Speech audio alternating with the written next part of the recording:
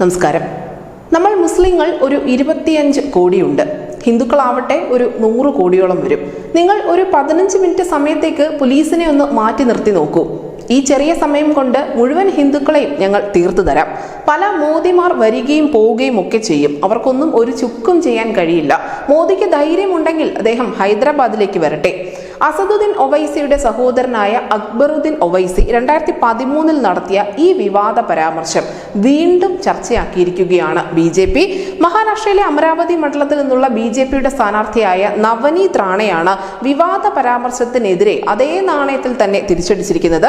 നിങ്ങൾക്ക് ഹിന്ദുക്കളെ കൊന്നൊടുക്കാൻ 15 മിനിറ്റ് സമയം വേണം, പക്ഷേ ഞങ്ങൾക്ക് വെറും 15 സെക്കൻഡ് മതി നിങ്ങളെ ഇല്ലാതാക്കാൻ എന്നായിരുന്നു നവനീത് റാണ അക്ബറുദ്ദീൻ ഒവൈസിക്ക് നൽകിയ മറുപടി.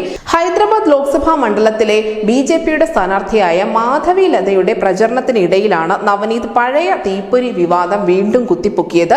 മണ്ഡലത്തിൽ അസദുദ്ദീൻ ഒവൈസിയാണ് മാധവി ലതയുടെ പ്രധാന എതിരാളി.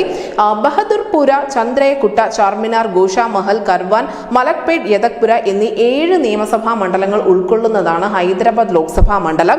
ഇതിൽ ഗോഷാമഹൽ ഒഴികെയുള്ള എല്ലാ അസംബ്ലി സീറ്റുകളും ഉള്ളത് മജ്ലിസ് പാർട്ടിയുടെ കൈവശം തന്നെയാണ്. തെലങ്കാനയിൽ 17 സീറ്റുകളിലേക്കുമുള്ള ലോക്സഭാ തെരഞ്ഞെടുപ്പ് ഒറ്റഘട്ടമായി 4ാം ഘട്ടമായ മെയ് 13-ാം തീയതിയായിരിക്കും നടക്കാൻ പോകുന്നത്.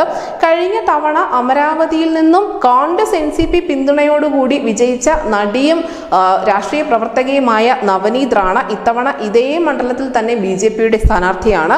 എന്തായാലും വർഗീയ പരാമർശങ്ങൾ കൊണ്ട് കുപ്രസിദ്ധി നേടിയ ഒവൈസി സഹോദരങ്ങൾക്കെതിരെ അതേ നാണയത്തിൽ തന്നെ തിരിച്ചടിച്ച് മുന്നേറാനാണ് BJP തെലങ്കാനയിൽ കളമൊരുക്കിയിരിക്കുന്നത്. News desk news India Malayalam.